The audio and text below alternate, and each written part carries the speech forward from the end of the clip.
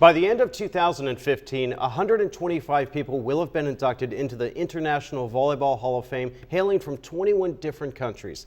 I'm Nathan O'Leary for Comcast Newsmakers at the Majestic Theater in West Springfield, Massachusetts. The executive director of the International Volleyball Hall of Fame, George Mulry, joins Newsmakers now. Thanks for joining Newsmakers, George. I'm happy to be here.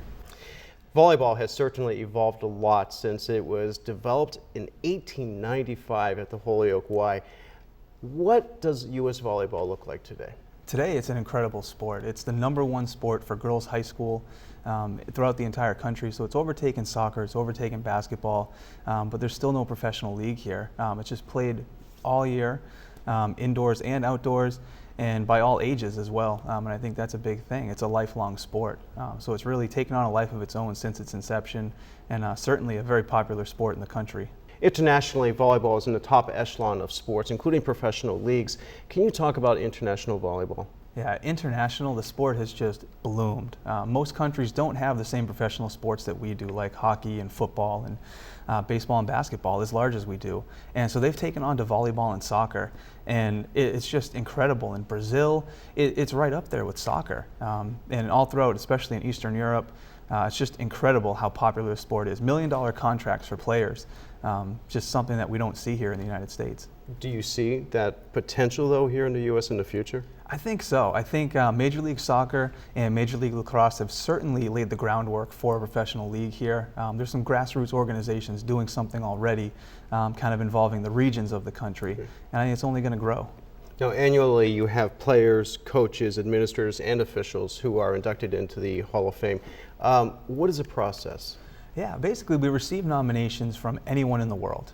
They can come through our website, through our email, and we send them to our International Selection Committee, and we put a ballot together, and it goes out to current inductees. So anyone that's living is a voting member, and that's who actually votes people into the Hall of Fame. So we have a little bit of criteria. You should be 5 years removed from the sport and have really significant international competition under your belt. But to be kind of elected by your peers is something really special. It's something that we hold dearly in our process. Who's in this year's class? This year we have a terrific class, actually very unique. We have only one American, Volleyball, who is one of the greatest setters of all time in the world, not just the United States, and then 3 Brazilians. One coach who coached the Brazilian team and then the Italian team. We have Fofao, who was a player for the women's side of Brazil for years and years and years. And then we have a male player from Brazil as well, Renan, who is just absolutely incredible, especially on the professional side. The Volleyball Hall of Fame has a multi-pronged outreach effort. Can you describe that? Yeah, I mean, we want to be more than just a museum. So we've created a bunch of events that we can really kind of get our brand out there and try to help grow the sport, especially in the United States. We run college tournaments through Springfield College. We've been doing that for 28 years, having the top teams in the country come through our area in Western Massachusetts. We do a girls' high school tournament, as we talked about. It's such a big sport, as well as Western Mass High School All-Star Games for the boys and the girls, and we do the same thing on the state level. And I think something unique is that we've seen some of our All-Stars actually come back and participate in the Morgan Classic College Tournament.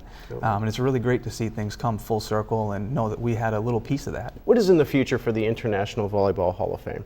I think as we further our reaches into international, that'll allow a little bit more financial stability for the Hall of Fame, where we're able to grow our exhibits, grow our museum, and ultimately grow the offerings that we have. So they're not just local events to Western Mass, but we're kind of doing a nationwide and then a worldwide effort to promote everything that we have here in the history of our sport.